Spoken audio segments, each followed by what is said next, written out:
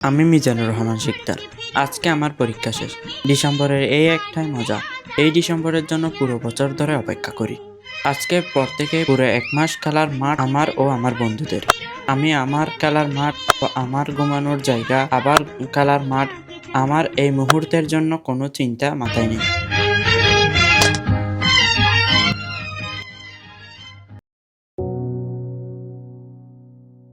সময়টা এখন 2025।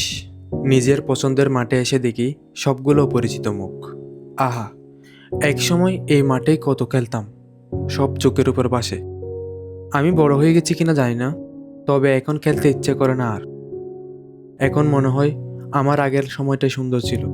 খেলতাম, ঘুরতাম, জানতাম না পৃথিবীর এত মারপ্যাচের বেড়া চালে আমাকেও একদিন পড়তে হবে। ডিসেম্বর মাসটা এখন বিষাদময়।